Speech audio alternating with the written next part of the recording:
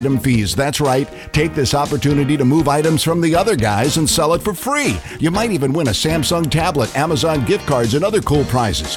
BuySellMakeOffer.com is the future of online selling. You can use Skype to talk to your buyer or seller. Plus, you can use video to showcase your items. BuySellMakeOffer.com.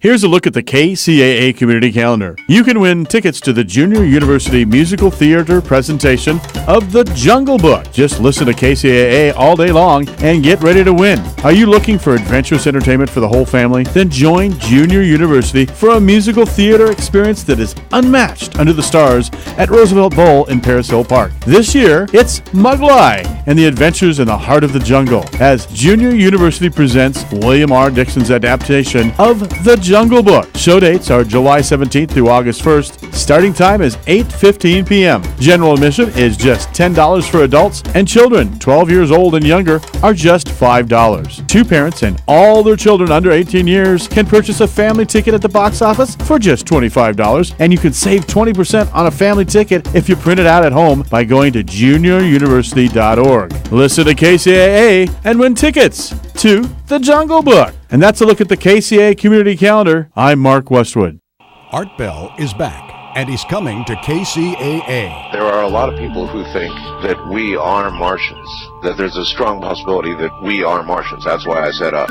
No, I'm serious. There was a civilization on Mars. That life had been us or our ancestors. Nobody is more captivating than Art Bell. Now, I tell you, ladies and gentlemen, there is something here that defies logical explanation. Tune into the best, Midnight in the Desert with Art Bell. The only way you're going to get the American people to pony up the billions of dollars, however many hundreds of billions it would be to go to Mars, the only way you're going to get them to do that is to convince them that we have a real reason to go. Want to take a ride?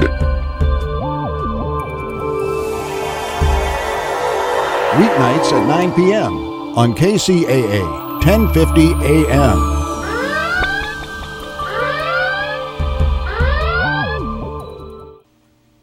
Listen to KCAA Loma Linda for less confrontation and more information.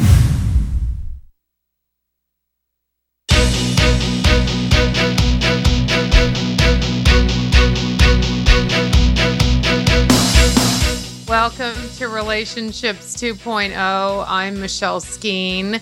Before I introduce my guest today, I just want to talk about a great organization that I've been raising money for. So I'm doing this really crazy thing starting Saturday at midnight. I am starting a marathon, running a marathon in San Francisco, and running it backwards, although I'll be running forward, but running the course backwards, and then turning around and running it again when the regular marathon starts. And I'm doing this to raise money for Honor Flight, which is an organization that sends World War II vets to Washington, D.C.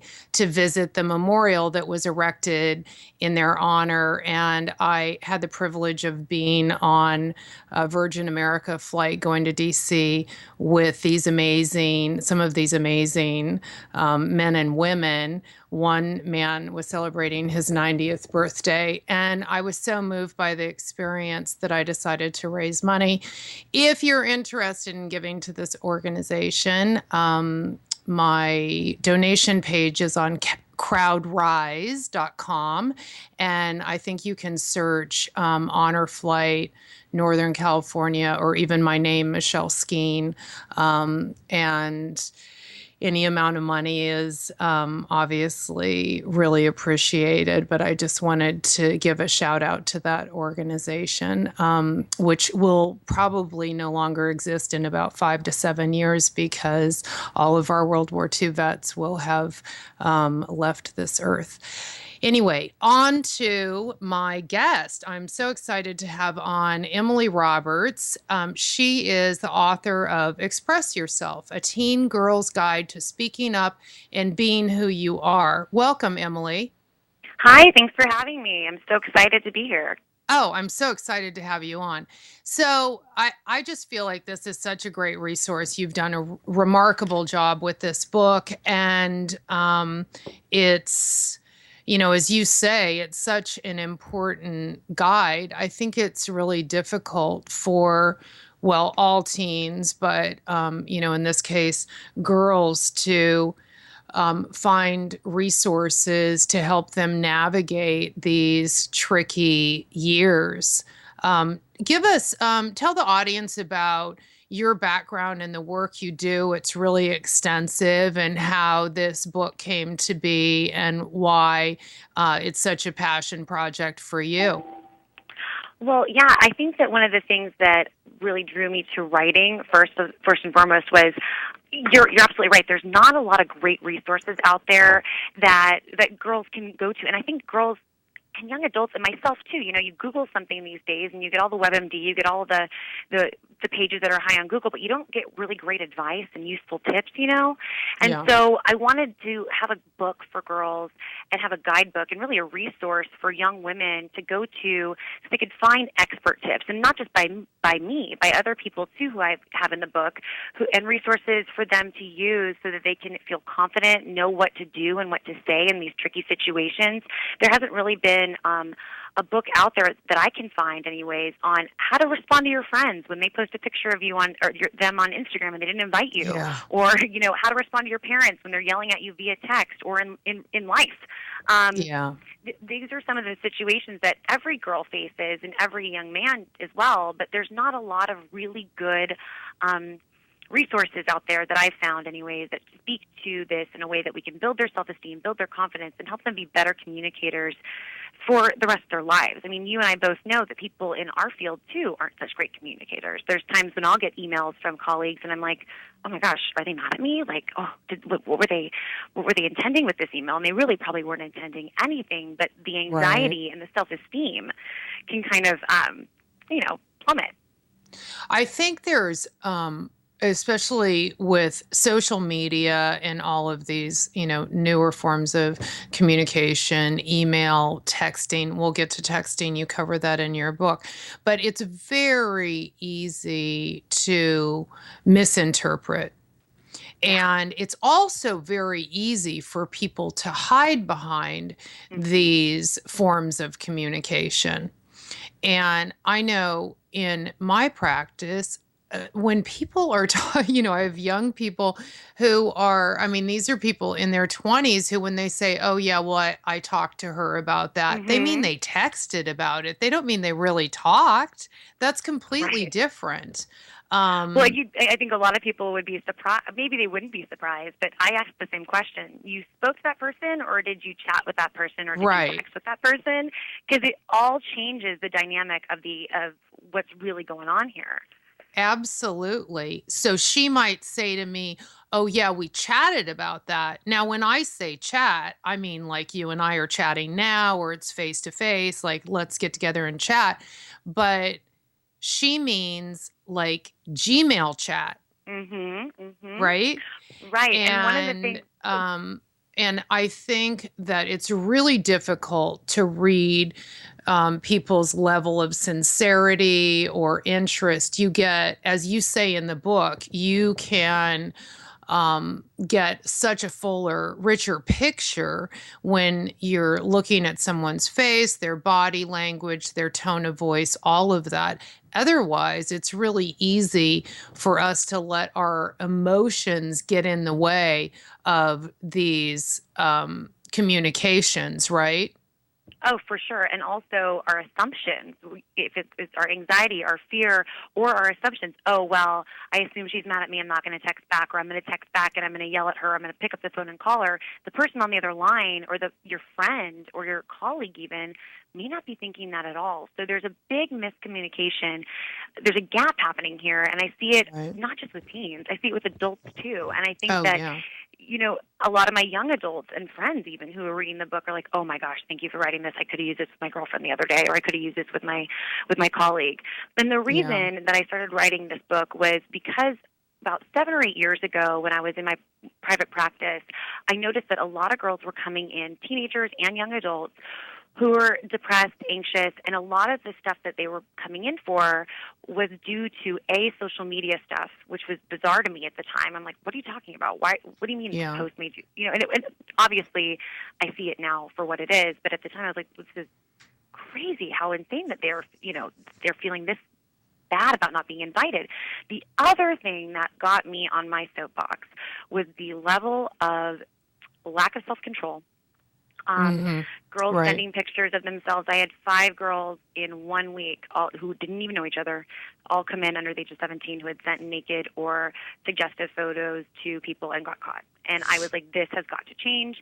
At that time, a lot of parents didn't know what to do. But my goodness, it was so frightening to me because when I was growing up, which wasn't that long ago, but what did I do? Maybe I got in the car with someone I wasn't supposed to get in the car with, which is super dangerous. But it wasn't sending something in the heat of the moment to somebody. Right. You know what I mean? So teenagers' brains and young adults' brains these days are wired even more different than you and I when we were growing up. We may still have the same brain chemistry, but the truth of the matter is these kids have access to so much more things. And the level of depression, the level of self-harm, the level of anxiety and the eating disorders that I see that are triggered by some of these lacks of communication and lack of confidence made me say, I can't sit on my hands. I've got to do something about this. Yeah. Well, I mean, there are so many ways in which teens can react quickly. They have these ways of communicating where they can react very quickly in ways that, when I was a teen, I couldn't. I mean, we had a landline, or we wrote letters. I actually had the phone unplugged from my room and taken downstairs, and I was like, oh my gosh, I have to sit with my emotions. This is painful. Yeah, instead of calling a girlfriend. So I think I agree with you. I think that's part of it. I think it's really easy for people to, not. They want to get rid of, I describe it as kind of this hot potato. I don't know if you remember that game. You're younger than I am, but the hot potato game where you get rid of it before the music stops and then, or the buzzer goes off and whoever has the hot potato loses. With our emotions being the hot potato, I feel awful. I just want to get rid of this. Oh, I'll just send a text or I'll post something on Facebook. And I just see people blowing up relationships, particularly in the early stages, left and right, because they can't sit with this discomfort that they're experiencing, the idea of, leaning into ambiguity and uncertainty. Well, and I think that I completely agree. One of the main things that I've noticed too is, we don't talk about emotions in school. We're not taught to be emotionally intelligent at school. We're taught to learn algebra or, whatever, physics. We're not taught to sit there and understand what our emotions do for us and why they're so valuable and important. We have these devices that are awesome for communicating. We have these devices that are awesome for information, but they're also so challenging to say, hey, here's a teenager, here's your phone, pick it up and call somebody, or sit with the emotion that no one's calling you back, and what can you do about that? We haven't taught people, kids especially, how to sit with these emotions and learn from them, because emotions give us information. They're there to guide us. And the more we discharge them or avoid them, the bigger they're going to blow up later in life, if not in their teenage years. Yeah. No, I think these early interventions and introducing skills and tools is so great. And then, you eliminate getting these adults who have, kind of deeply entrenched maladaptive behaviors in your office. And it's even, more difficult to deal with that. So, yeah, this is great. Let's dive in. Go ahead. No, I agree, and I also think one of the reasons that I wrote this too is that there's a lot of books out there that are kids with anxiety or teens who are for DBT skills or whatever the case may be.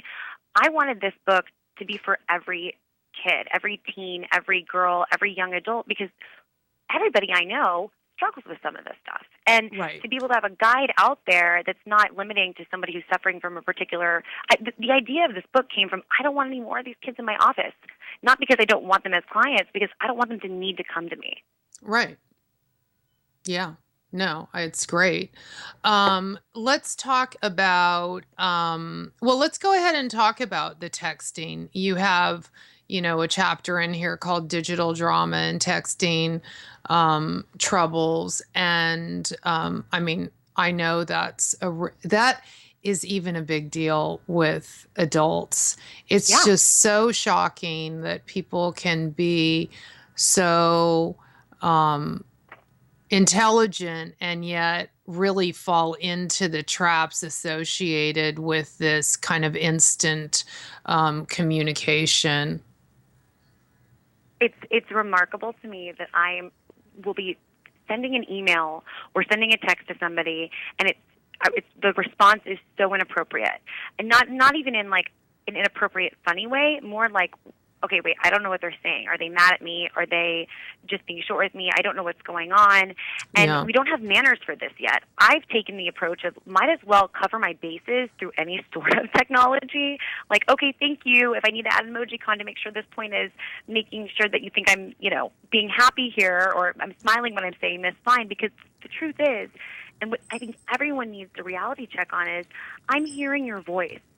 Whether I know you very well or not, I'm hearing your voice come through, whether it be a text, an email, or a chat. I'm not hearing this just words. I'm associating these words with your voice. So if it's coming across as something that could be sarcastic, I don't know that. I don't know if it's an LOL or a JK. So it's really important that we all take a step back to say, and what I say in the book, and I've said this to my adult clients as well, pause before you press send or you post. Pause. How might this person interpret it? If I say it out loud, does it sound snarky? Does it sound sarcastic? Could they take it the wrong way? And I think every one of your listeners right now can think about a time when maybe they sent something that was interpreted potentially wrong, or received a text or an email that they were like, I don't know how to interpret this. Right. I think it happens to me almost daily, actually, where I get a text from a client or a friend, I'm like, I don't know what they're insinuating. Yeah. And like you just said, it's even tricky with friends. I think that people need to be just really careful in general, unless it's someone who you're really close to and they know your sense of humor and they know that, there isn't a problem. And they can pick up the phone and call you if they think that you're being... Say, hey, what was that all about? Like, are you in a bad mood? I've just taken to assuming the best. And if it's clearly something that's not pleasant, then it's easier for me to deal with it if I just think, okay, well, they're having a really bad day. And for some reason, they're taking it out on me. I just try and create some distance from it, as opposed to having a reaction to it or responding to it and maybe turning it into something that it actually isn't. But I think that it's really difficult it's difficult for adults to do that. And it doesn't mean that I don't get annoyed or hurt, but I think it's really difficult for teens to do that, because I think they're even more on edge about, potential rejection or the fallout of that goes along with some kind of, upset with a friend, because there are always these friend groups, right? So, if so-and-so is upset with you, then maybe everyone else is going to be upset with you. And the truth, you're absolutely right. I think the truth is that quick reaction that most teens and a lot of us as adults have is valid. Okay, well, how would I fix this? What do I do? Are they mad at me? But nothing good comes from texting within the moment. Nothing good comes from responding in the moment. Taking a step back to do a pros and cons list or evaluate both sides. Like what you said, let me put myself in her shoes. Do I know that she's going through maybe a hard time right now? Could she maybe not have intended that? Could responding in this way make it even worse for her and me? Right. We don't take enough time in life to do that. And if we're teaching kids to just respond, or if they're able to just respond, I almost say put your phone down, put it on silent, go in the other room for a second, take and a then little come break. back. self-reflection. Speaking of breaks, we have to take a break.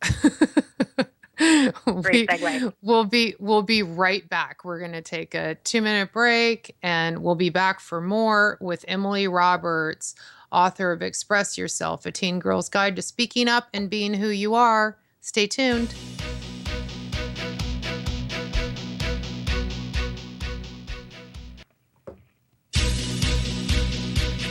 Hi, I'm Michelle Skeen, psychologist, author, and host of Relationships 2.0. On my radio show, I interview guests who present their unique perspectives and expertise on topics that cover all aspects of relationship. If you want to improve your relationship, and let's face it, we all have room for improvement, tune in to Relationships 2.0 with Dr. Michelle Skeen. If you miss my show or you're interested in listening to past podcasts, you can go to my website, www.michelleskeen.com. Again, www.michelleskeen.com. Tune in and improve your relationships.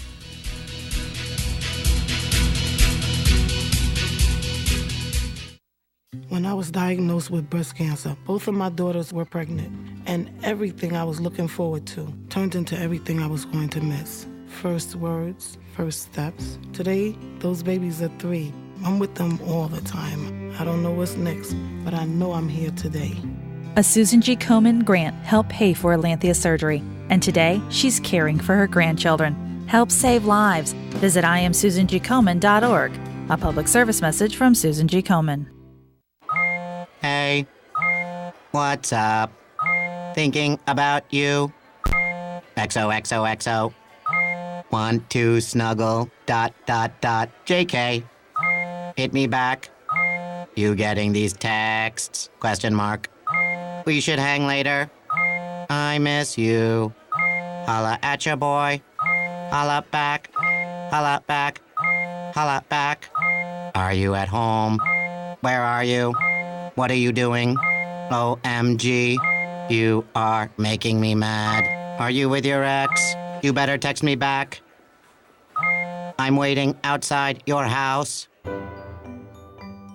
Relentless, aggressive texting is like sending an angry robot to deliver your message. When does the robot become dangerous? Let us know at that'snotcool.com. That'snotcool.com. Brought to you by the Ad Council.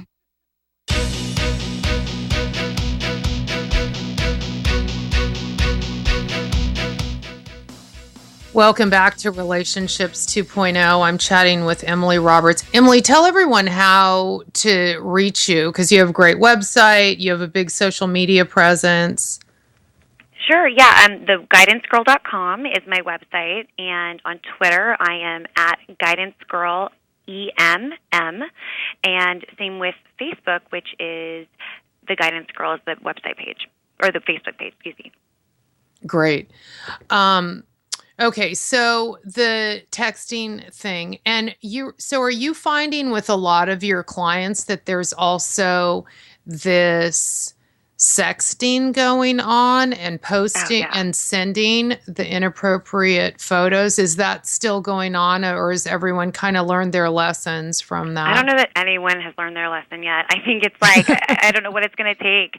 Really, what I like to teach teens in this book, but also teens and young adults and anyone listening, your digital footprint stays with you forever. So if you take a picture and someone takes a screenshot, if you send something when you're really upset and it's in an email box, it's there forever. Delete doesn't really exist anymore, even on Facebook, hiding things. These are all safe. Snapchat, I love that kids are like, oh, well, it was on Snapchat. Okay, well, Snapchat actually is not safe for sending these things. This information is stored and in a cloud somewhere. I think like the whole cloud thing. Yeah. I mean, everything's in a cloud. And other people are safe, and they're sneaky too. People take pictures. If you're sending something on, Snapchat, I've had kids say, "Well, no one can take a picture." I go, "I could take a picture with my iPad if I wanted to, if I really wanted to." And we don't know, and not to make them paranoid, but a little healthy paranoia is an awesome thing in the digital world. Make sure that what you're sending out is a good reflection of who you are. I got to tell you, I was interviewing interns recently, and all I had to do was put their name into Google or search a little bit on Facebook. I wanted to make sure I was hiring somebody that was a good representation of my brand. Right. And, oh my gosh, some of the stuff that came up, I was like, oh, no, girl, no. First of all, if you have an email that, has anything to do with partying or vodka, please take that out or get an appropriate one. The second thing is these pictures and these things that are online. If I can see that, the likelihood is I'm not going to hire you. And if I'm not going to hire you, or if you're trying to get into colleges, I know so many people who work in the admin at colleges now, or who work as college counselors, and who are like, oh yeah, we definitely look for all that other stuff, especially at small schools. Yeah. So look, everything out there can last forever.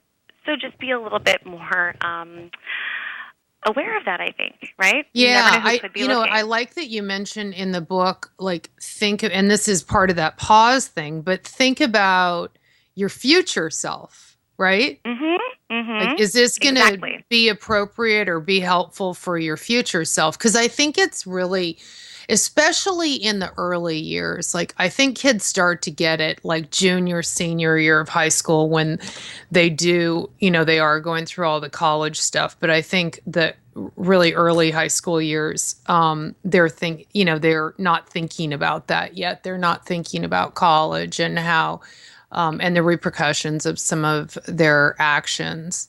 Yeah, I agree. I see though too now with like internet dating, which is now, I guess, cell phone dating, essentially, with all these apps and Tinder and the Tinder new ones that and have all come that. out. Yeah, swipe and right. Even though this may not be for some of our younger teens, the older teens who are at college, 18 and over, essentially, can be on these things, and the inability to literally pause or to stop for a second and say, is what I'm sending this person a good reflection of me? Or is it what they want to hear so I get someone to communicate with me? That right there is already starting this conversation, this communication that's imbalanced, and it's not authentic. And quite frankly, it's not confident.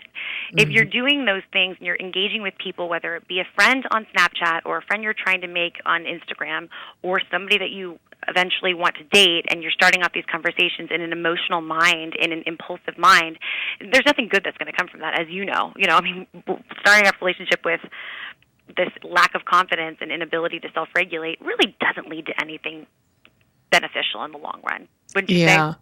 So do you find that the kind of bad behavior, unhelpful behavior with girls really is around trying to get the attention of boys? No, I think it's more of that lack of confidence in other ways, not just with guys or with peers. It's that they don't feel good about themselves. Therefore, they're trying to put something out there that they feel will get them liked. But the truth of the matter is they haven't done any really deep work on who they are, essentially. They're trying to assimilate to whatever the norm or the peer group is. And the cool thing about the internet is you can find people and friends and groups and blogs and websites that embrace whoever you want to be. It's not just like the popular girl in school. Forget that noise, right? That's so 2005. Now it's like, who can I be? Who do I want to be? And if we use our ability to use technology in a positive way, we can actually start to find out who we are rather than trying to assimilate to whoever this popular girl is in your high school or in college. Right.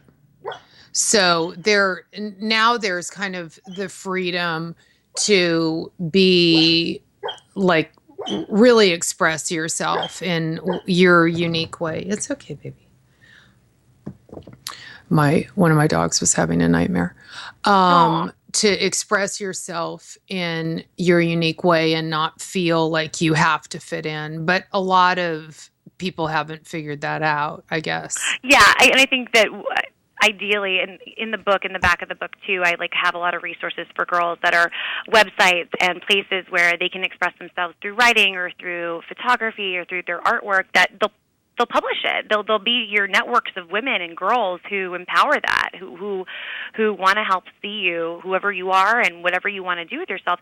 They really embrace that, and I think that's so awesome that we have that. The problem is, and this is the bigger piece, how do I communicate with them? Most girls and most adults, for that matter, haven't really figured out, what do I say in these situations? Or how do I present myself this way? What am I supposed to do if they don't answer? What questions, what if, so to speak, are frightening. And I remember being a teenager and being like, oh my gosh, what if they don't like me if I'm myself? Or what if they don't invite me to sit with them at lunch? What if they don't want to be my friend? In the book, I give skills for girls to feel more confident before they start to make new friends or before they reach out, but also for them to feel good regardless whether the people want to accept them or not. Yeah. That leads me to want to talk about your chapter, Friends and Frenemies. And I was thinking about that whole frenemy thing and how, now it seems like there's so much around groups. It doesn't seem as much, like groups of people getting together, groups of friends. And so it's easy to see how you could be good friends with maybe most of the people in the group, but there's that one girl who, for some reason, you two don't really get along, but you're kind of forced to be together because everyone else does get, like the other people you have in common, like both of you. How do you navigate that? Well, I think that's a great question for us as adults too. I'm sure that there's people in our lives too that girl comes or that woman comes or that guy comes with the territory, so to speak. And I think it's about really feeling assertive and confident and knowing who you are, but not just who you are. That sounds so generic. What I mean by that is, all right, I'm planning ahead in a way I know how this person is. I'm going to cope ahead in a way. I'm going to plan for the scene that I'm going to meet her in. I'm going to think about how I want to act, what I want to say, how I want to, I'm going to imagine myself in that situation and be able to present my best self in that situation. So really getting kids and adults to sit back and say, when I have to see this person next, how do I want to be perceived? How do I want to feel after it's over? And when we can get people to pause or to think ahead and cope ahead for those situations. If she says this offhanded comment to me, how might I respond? Let me practice these things. It really can make you feel more effective in this situation. Not only that, it makes you feel more confident. I'm not letting her insults get to me. I'm just going to if she does this, I know I'm going to head to the bathroom, or I'm going to respond with a smile. I'm going to show respect in the face of disrespect so I don't feel bad.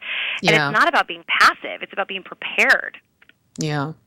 Well, I do this myself, but I have, clients identify like people who are triggers for them, triggering situations, bringing awareness to all of that, which you talk about in your book as well. It makes such a difference. If you don't, then you keep you're not conscious that this is continuing to happen. Here you have this kind of pattern and you're reacting and not, really paying attention and making helpful choices for these kinds of situations or people. And I think everyone has that. I don't think there isn't a way to avoid people who are going to trigger you or situations, but we do have a choice in how we deal with it. And as you say in your book, there's a distinction to be made between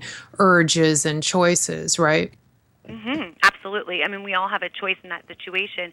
We can't predict everything that's going to happen, but when we have skills and we know what to say in certain situations, maybe previous situations that prompted that type of response or the person that maybe led you to feel that way, and we can look back and learn from it with some of the skills that I have in the book here, and maybe some of the stuff, of course, like some of the interpersonal effectiveness skills that you know about as well, we can cope ahead so that when something like that happens, it doesn't create such an anxious response or an aggressive response. You kind of know what to do in a way because you've studied it. And you also have studied yourself. This person or these situations lead me to feel X. Therefore, I know that I may have to respond with this sort of, with a smile, or I may have to go take a break for a second and come back to the situation. Yeah. Because I don't think emotionally I'm able to handle it. Right? Right. And put down the phone instead of respond.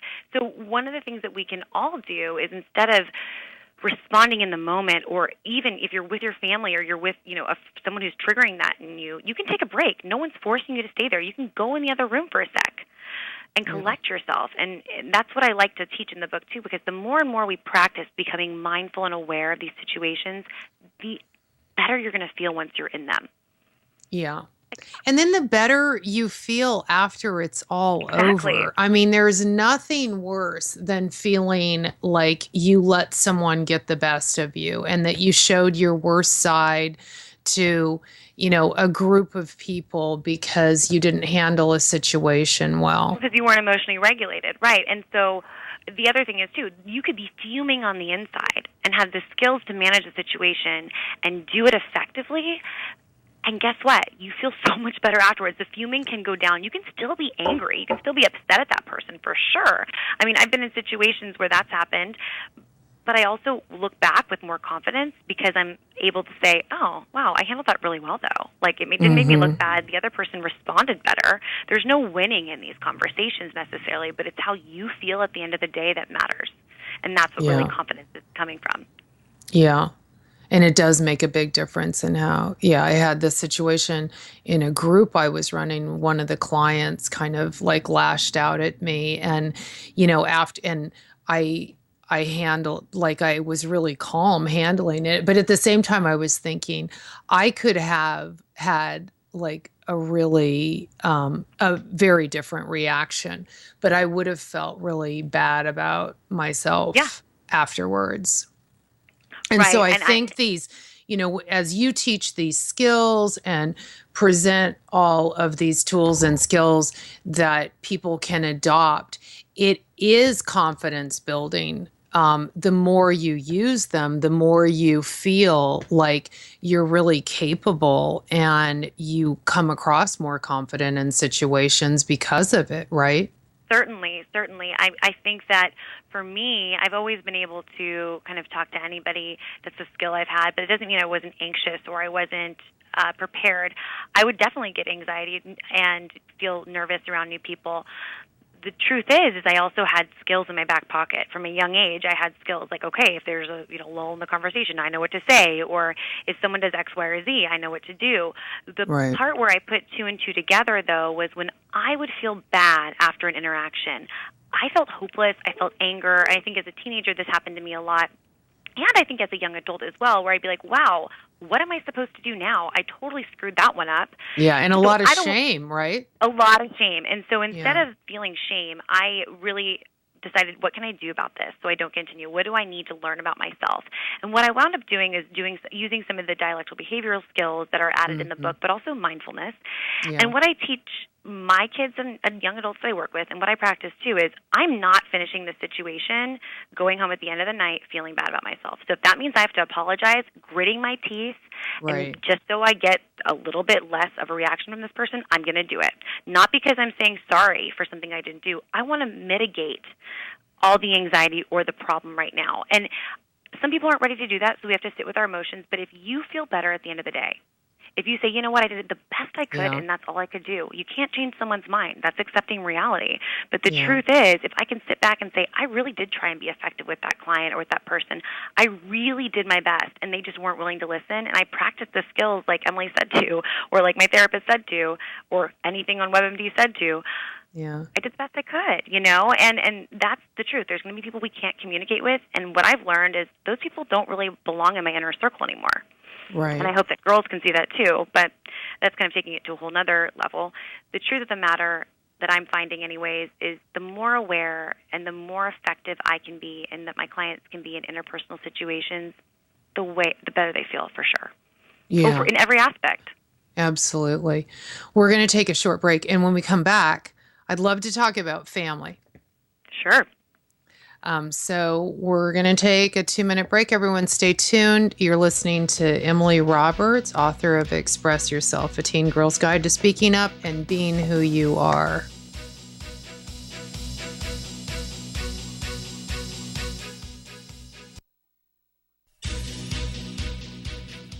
Do you tend to overreact and let your emotions rule your interactions with others? Do you become defensive or find it difficult to see things from another's point of view?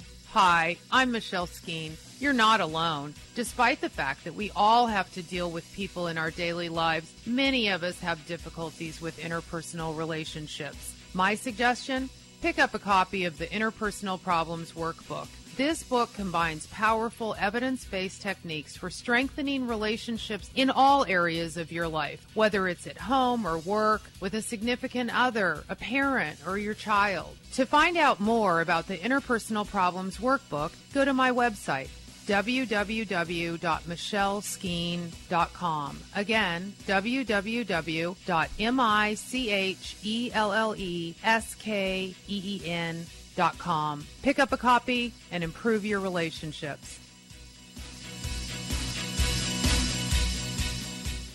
There are kids in this country who didn't have a parent at their baseball games or recitals because their parents were serving in faraway places. But now they're coming home, and Wounded Warrior Project assists them through the Warriors to Work program. My mom used to be a tank programmer. Now she works with computers. I'm really glad she's home because I can't eat my dad's marshmallow macaroni anymore. To support the Warriors to Work program, contact Wounded Warrior Project at findwwp.org. Welcome home the brave. America's wounded warriors are coming home. After serving on foreign shores, these brave men and women are returning to their families and communities. Many have wounds you can see, and many have wounds you can't see, like post-traumatic stress disorder. Now that these warriors are back home, they are ready to enter the civilian workforce. To help, Wounded Warrior Project has developed the Warriors to Work program, a career counseling service that helps warriors translate their military experience to the civilian workplace. These extraordinary men and women bring proven world-class job skills and a unique perspective on teamwork to the job. And to ensure the right warrior finds the right job, Wounded Warrior Project works with employers to find just the right match. When you hire a wounded warrior, you hire an intelligent, talented, and committed new employee.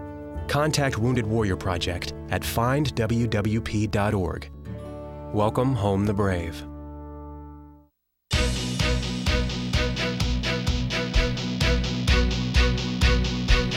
Welcome back to Relationships 2.0. I'm chatting with Emily Roberts. So again, you can find her by going to guidancegirl.com and theguidancegirl.com, yep. Oh, theguidancegirl.com, and all of her other social media stuff will be there as well. So my daughter and I co-authored a communication skills book that's coming out at the beginning of the year.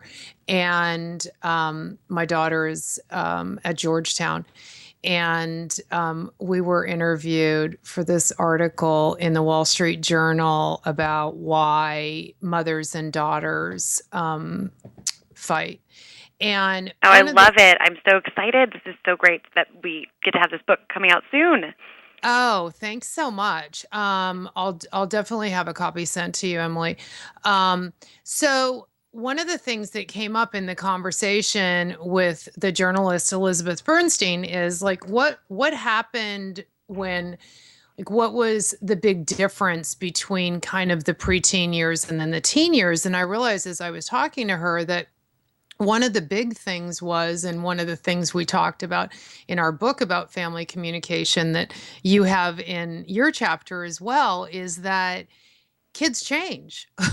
They're not kids anymore. They're teens. And like all of this stuff changes. So, one of the things that I talked about and then that was mentioned in the article was that it was really easy, and she has two older brothers. It was really easy to handle her social life when she was in middle school because, things were planned well in advance. They were coordinated between the moms once the girls made the plan, all that kind of stuff. Sure. So it wasn't kind of messing with my schedule last minute. Now, I had been dealing with my sons, who are twins and 4 years older than Kelly, for years with their last minute plans. I thought that's just like a guy thing. I would ask them I'd ask them Friday morning at breakfast, hey, what are you doing tonight? And they'd say, what are you talking about? It's the morning. How are we supposed to know what we're doing tonight? So I had kind of gotten used to that, but I wasn't used to that with her, and that this whole social and also the texting, so that people, teens are making plans at the last minute. Suddenly, we'd made a plan, and then she gets a text and she's like, okay, well, I'm going to go do this with my friends. It was just all kind of it was a big change. And so, how did we deal with that? We had a conversation about how things had changed, right? And that it was just different. And part of that, I think, is as you say in the book, the teen needing to communicate that and the parent needing to hear that, because it's really easy, I think, especially in families, to kind of stay stuck in our roles. Like my daughter will always be the baby in the family, but but none of us treat her like a baby anymore because, she's 19 years old, right? I love that you're bringing this up, because I think the other thing that changes too is the parents' role changes as well. Like, it's not just mom and dad, but I try and teach the teenagers, is that our parents are not used to, even though you had she has two older brothers, they're not used to raising you as a teenager. This is new for them too. Yeah. Everyone's got to adjust and adapt to the new roles that they have. The other big thing is a lot of girls will tell me, well, my mom's mad at me because I made last minute plans. But what a lot of parents forget is it's usually not your daughter, it's her friends who are changing up the plans on her. So she may be trying to make plans on Wednesday for Saturday, and we would like it if everything went just right perfectly. Yeah. But the truth is some girl's going to change something. Plans. I know you're set. I'm set. And I think that what parents can learn too, and I encourage a lot of my friends who are moms to read this book as well, and dads, because there's so many skills in here that parents can learn too to communicate better with their kids, boys and girls. And the reason this is important is because we all have our, predisposed way of reacting. Well, you should have told me you were going to go hang out with them at the mall instead of going, but you told me you're going to the gym or whatever the situation is. The kid usually is wide-eyed or reactive, because if they could. If they would have thought about it, they would have, but they probably weren't trying to hurt you. They probably weren't trying to make you angry. They're in a bind between their friends and their parents. Right. And I think if kids understood, it goes both ways. Yeah. Usually the intention is not to piss each other off, right? For lack of a better word, it's not. Yeah. The truth is there is something else behind it. And therefore, if everyone were to take a step back, kind of the theme, and ask themselves, why did so-and-so maybe do this? What was their intention here? And asking questions instead of assuming, we'd all be in a lot better of a position to have good conversations. And it would really actually make our relationships stronger. Once you start blaming or assuming, and you and I know this in our adult relationships with people, especially romantic ones, it totally it ruins them. Blaming is the worst thing you can do. Instead, take responsibility. Yeah, you're right. I should have called you, Mom. I'm so sorry. I totally forgot. I wasn't even thinking. Yeah, absolutely. So it's interesting. I mean, I like the way you deal with, again, your book is also very lively with examples and with questions for the reader to reflect on, which I think is really helpful.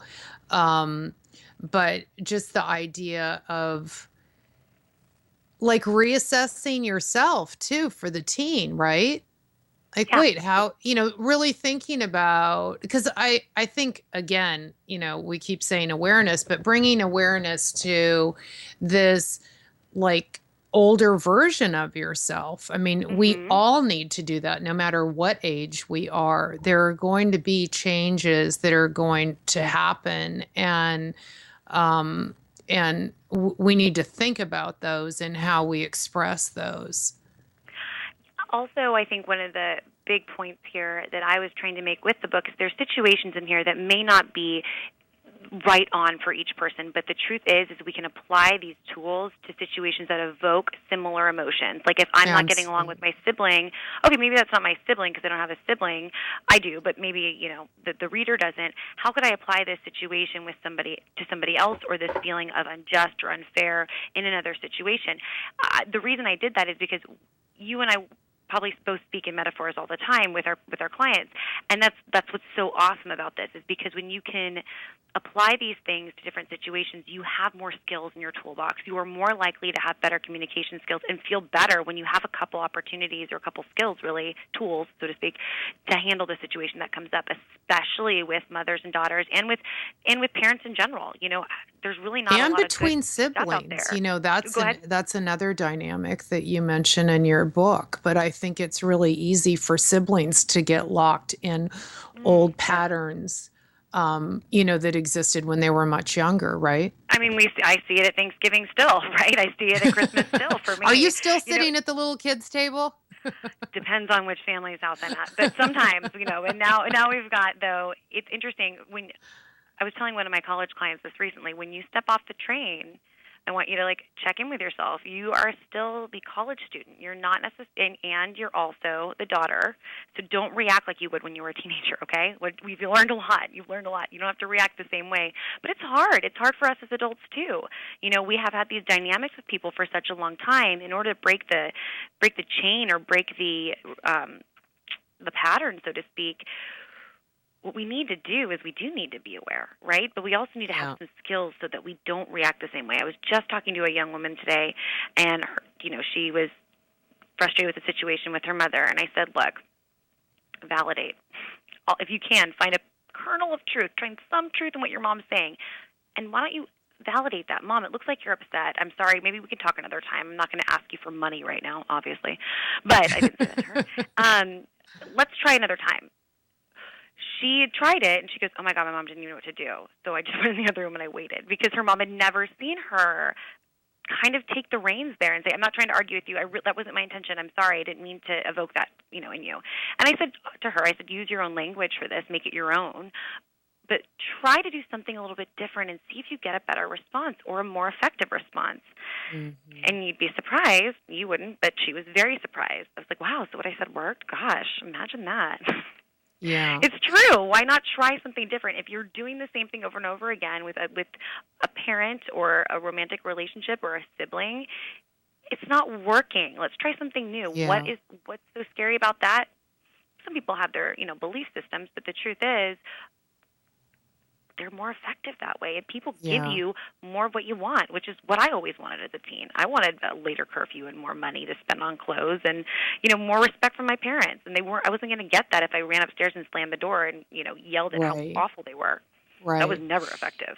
It is really interesting to see, because I have, a number of female clients who are in their 20s and 30s and still have very dysfunctional relationships with their moms, and they're trying to change it from their end. And, when you don't have both people on the same page, it can take longer, but I keep saying you just need to continue to be consistent with your communication about this, you setting boundaries, you, not being the emotional person that you used to be. It's usually these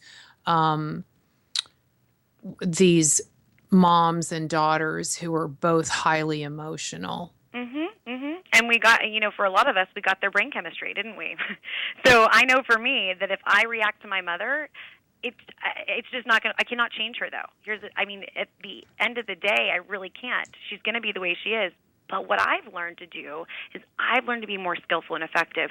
Therefore, even if she evokes something in me that is so upsetting, she wouldn't do that necessarily, but it may be unintentionally, I now have some skills that I can respond in a way that I'm not going to spiral. I'm not going to feel like I have to react. Right. I'm going to go outside. I'm going to do something else. I'm going to feel a little bit more in control.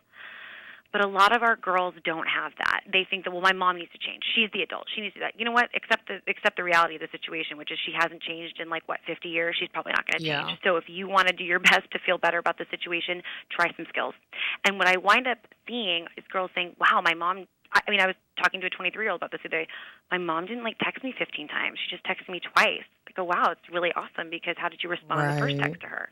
And when they can see that there's little, small, subtle changes that occur when they're more effective, that's so awesome because we can't expect people to change if they've been like this for how many years, right?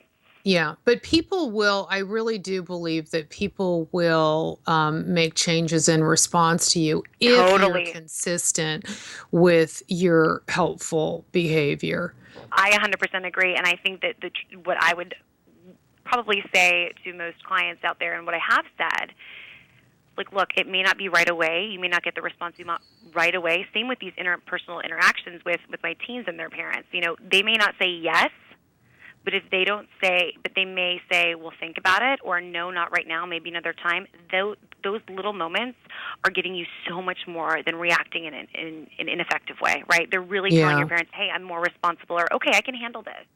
You don't need to, we don't need to get in an argument about this. I got it. I understood. These things change over time, and your parents will change. They won't react to you in the same way, or they won't respond to you in the same way. It really does. The subtle shifts make for long-term gains, for sure. Yeah. They really do. And it's just great practice for the person who's doing it, and I don't think that someone can be, like completely dysfunctional in their family relationships and not have that carry over into their other relationships. Oh, of course not. And that's why these patterns of, making these helpful choices and adopting these tools and skills that you talk about in your book need to be across the board. They just need to be consistent. They become part of, integrated into, who you are. Absolutely. We see it with, practicing them in all different situations, which I did in the book, which is adults, friends, yourself, peers, those peers that maybe aren't so close, but they're the peers you want to be with, right? And digitally, these are all different situations that dysfunction can carry over to, and it really does impact one's sense of self. If they're having a bad day at school and a bad day at home and a bad day with their friends, it's usually consistent, wouldn't you say? But if you can sit back and you can say, all right, I've got some skills to handle this, it's amazing how much the emotion mind can shut off, and you can really feel effective and be in a wiser state, a more effective state when you're not listening to that. I see it work really well in person. I've seen it work with these skills for myself. I wouldn't have wrote this book if I didn't use these skills on myself first. Yeah, absolutely. Well, I mean, it's obvious that this is like second nature for you. This is such a spectacular book. You're just so great to talk to. Oh, thank you. I've had so much fun talking with you. I can't believe it's almost over. You're such a great resource for teens and all people, and I'm really thrilled about this book for you, and I suspect there's a lot more to come. Thank you so much for having me. I really appreciate it. And again, it's theguidancegirl.com, right? Mm-hmm. Yeah. And you're in New York, and are you in Austin? Yes, I am based in. Well, I'm in both places. Yeah, I go from. But right now, I'm in New York currently. That's terrific, Emily. Thank you so much. Again, the book, Express Yourself, A Teen Girl's Guide to Speaking Up and Being Who You Are. Everyone should grab a copy. We can all learn something from it. I know I did. Thank you, Emily. Thanks. Have a great day. You too. Be well. I'll be back next week with another great guest. Have a good one.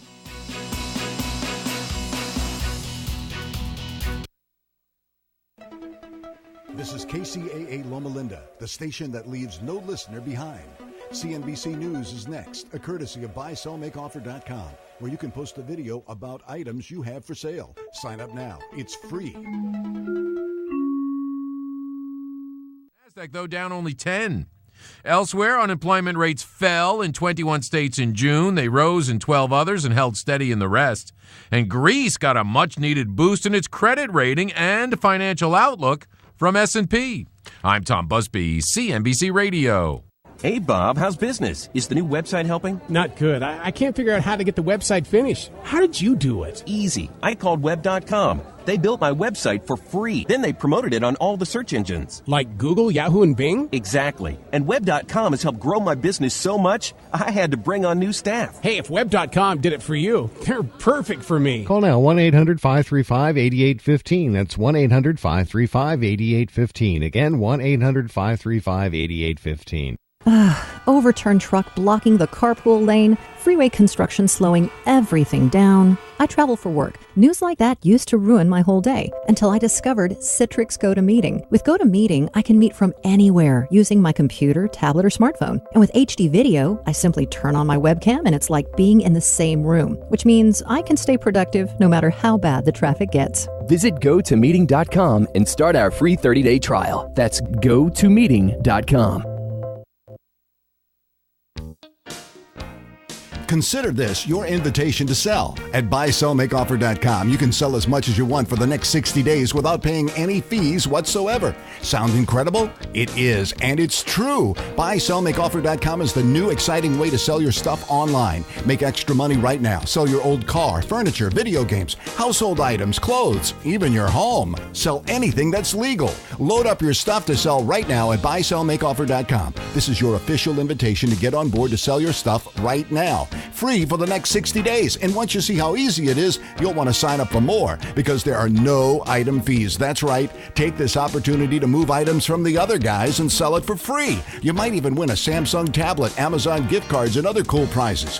BuySellMakeOffer.com is the future of online selling. You can use Skype to talk to your buyer or seller. Plus, you can use video to showcase your items. BuySellMakeOffer.com.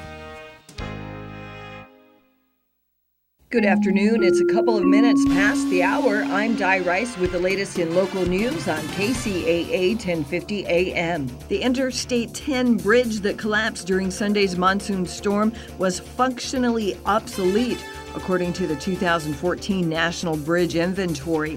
It was built in 1967 and carried about 27,000 vehicles daily between Coachella and Blythe. It is considered a major economic artery linking Southern California and Arizona. Riverside County State Senator Jeff Stone said Monday he spoke with both the governor's office and Caltrans Director Malcolm Doherty, who issued an order to speed up repairs with the expectation of reopening the freeway in just a few days. Meantime, Route 62 in San Bernardino County and Interstate 8 in Imperial County are alternates. The weekend monsoon storm resulted in the wettest July on record in many communities. In Riverside, it dumped the most rain since the damaging 7-day storm of 2010. It also set a July rainfall record that was almost double the previous record. Pinyon Pines got the most rain in the county at 3.4 inches over the 3 days. And in San Bernardino County, Yucaipa Ridge came in with the most rain recorded at 3.55. The monsoon also set record warm nighttime temperatures across the Inland Empire. Speaking of which, low clouds and then sunshine through Friday. Highs in the mid-80s, lows near 62 once again. Currently, it's about 84 degrees here in San Bernardino. That's the latest with local news. I'm Di Rice on KCAA 1050 AM. This report has been brought to you by Big O Tires. It's the Big O Tires Buy 3, Get 1 Free sale. Buy 3 select tires, get the 4th free. See Big O Tires for details. Offer ends August 9th. For your nearest participating location, go to bigotires.com. Art Bell is back, and he's coming to KCAA. There are a lot of people who think that we are Martians, that there's a strong possibility that we are Martians. That's why I said us. No, I'm serious. There was a civilization on Mars. That life had been us or our ancestors. Nobody is more captivating than Art Bell. Now, I tell you, ladies and gentlemen, there is something here that defies logical explanation. Tune into the best, Midnight in the Desert with Art Bell. The only way you're going to get the American people to pony up the billions of dollars, however many hundreds of billions it would be to go to Mars, the only way you're going to get them to do that is to convince them that we have a real reason to go. Want to take a ride? Weeknights at 9 p.m. on KCAA 1050 AM.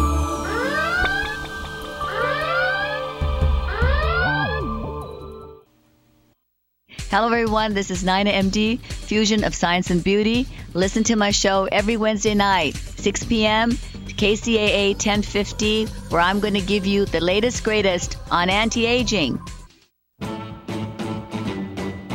Now, everything old is new again. America's entertainment pop culture talk show with Douglas Viviani and David Cohen. Whatever life holds in store for me, I will never forget these words. With great power comes great responsibility. This is my gift, my curse. Who am I? I'm Spider-Man. There we go. And everything old is new again. This is Douglas Viviani with the ever ingenious David Cohen. And we are discussing comics and superheroes. But what about them? Well, I'll tell you this. The bottom line is that Tobey Maguire movie in 2002, Spider-Man, started the ball rolling, and he and that movie wields such great power at the box office that now it's left us with the great responsibility of sifting through all those that continue to come after it to determine their worthiness to be called super. How do you like that? It's well written, huh? Yeah. Did you just write that, or was that ad-libbed? Actually, just ad-libbed. I just thought of that. The idea is, listen, that movie was so great it started an avalanche of these movies. Yeah, you just said that. Yeah, but you were perfect. Let's move on. No, don't start rephrasing it. But I'm saying every summer we have a great new releases, and they're on TV now and in the movies. True. We had Avengers 2, which just ate up the scenery. It just everybody went crazy. Huge blockbuster. Let's just listen to a smidge of that just to remind you, because it's been a little while now already that it's been out. People will look to the sky and see hope. I'll take that from them first. It's called the Ultron program. Isn't why we fight so we can end the fight and go home? With nothing but our wit and our will to save the world. So stand and fight. That's the best you can do! I mean, huge actors, great names, great story. They built up the Avengers with their individual movies from the past, and this is the second Avengers movie. It's well written, well produced.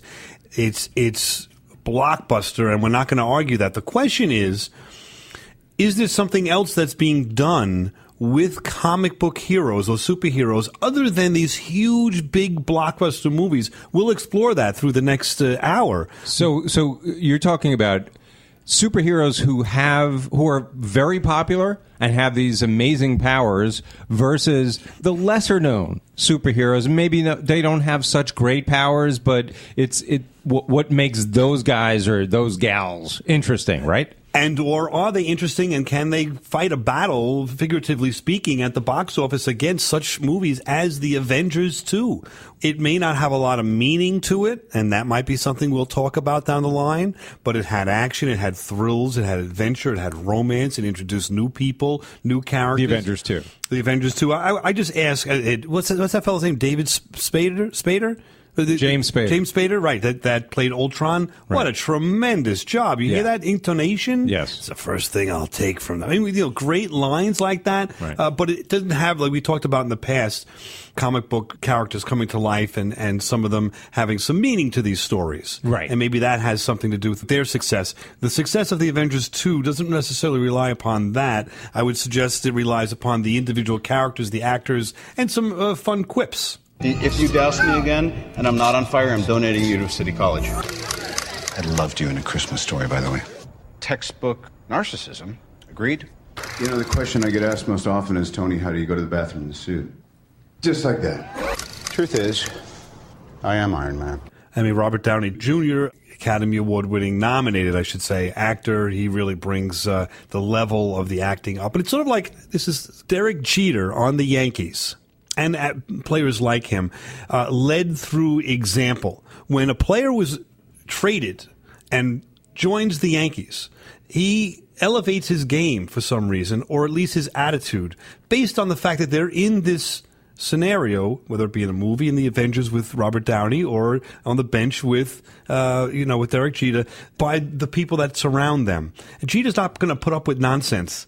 So that dugout had a certain decorum and elevated, I think, the attitude and therefore probably the play of many of the players. I wonder if Robert Downey does the same for that acting troupe that's in the Avengers. That could be. I mean, he set the example. He showed, I think, everybody what it's like to play an interesting superhero, which he certainly did. So, yeah, that could very well be. And comics certainly have fun to them, and so he does lend some fun lines, but he also, it's a thin line there, because there's fun lines, but there's also stuff where you want to be serious about. Right. And so you like the Fantastic Four in the past, I think especially the second Fantastic Four movie that they made, it kind of went a little over the line of being too ridiculous and silly than taking these characters seriously. Right. Now, there were other famous actors in the Avengers, too. Obviously, of course, none of them come to mind right now, but when you need to think of them, you can't. But if I was one of them, as successful as I was as an actor, obviously Robert Downey Jr. is doing something right, and I want to be successful like he is, so I'm going to fall into line. And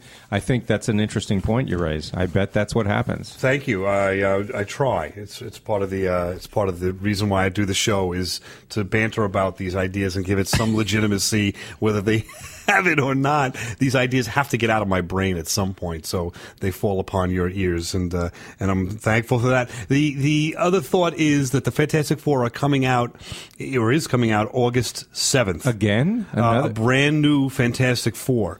Now, if you actually have enjoyed it in the past reading the comic, I think it might be suitably impressed with the quote of one of the producers of the Fantastic Four, which they're revisiting and rebooting, making it a little more serious. But listen to what he says. This Fantastic Four movie is sort of a celebration of all the Fantastic Four comics that have preceded it. We have elements from the original Fantastic Four, that there's a sort of optimism and inspired quality to the film. And I can go on, but the idea is they're not forgetting the comic. Right. And I think that's what happened. Sometimes in the past Fantastic Four even, they had the comic story there, but they forgot the feel of these characters and what these characters really are. They became caricatures of themselves. Right. Sue Storm is so mad at Reed Richards because he doesn't pay attention to her. Like, that's really not what that's about, but that's all you got from it. Right. Right. Ben Grimm is so upset because he has scales on his body. Well, there's more to it than that.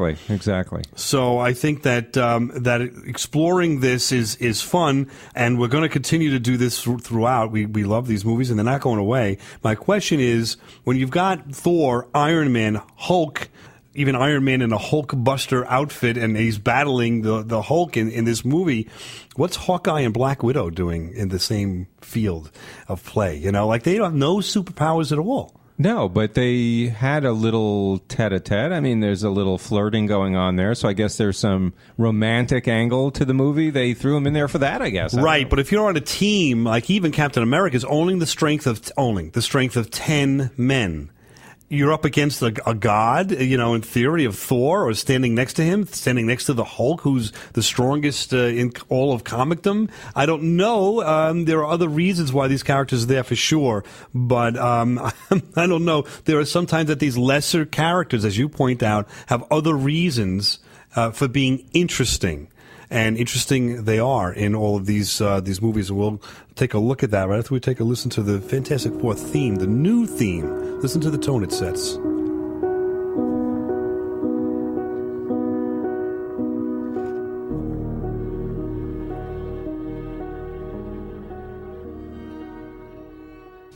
If you have a business or you've dreamed of starting one, I want to take a quick moment here to mention a free guide with 36 business power tools proven to boost sales, increase income, simplify your life, and give you faster results with a lot less time and effort.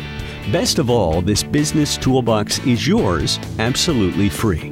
Visit freeradioinfo.com to grab your copy. Yeah, we know some websites offer you a special deal on something, but then they stick you in some program. This isn't like that. There's no hidden thing to try. BrightBiz is literally giving you this set of 36 business power tools free as a means of putting our best foot forward. But this is a limited time offer, so grab your free guide today. Visit freeradioinfo.com. freeradioinfo.com. Come on, make your life better. Visit freeradioinfo.com. When you're looking for a job, changing your career, or applying for a promotion, your resume is the first thing seen that represents you to a potential employer. Make sure your resume makes a clear, concise, and professional impression of who you are so you can get that job. Send your current resume to ResumeDoctorInc@AOL.com for a free online review. You'll receive a reasonable quote to properly prepare your resume. Let us make sure you have a resume that will get you noticed. Send your resume or questions to ResumeDoctorInc@AOL.com. That's ResumeDoctorInc@AOL.com. Anyone can create a podcast on the web. In fact, there are millions of them online. But if you want quality internet talk radio, just remember this address, TalkZone.com.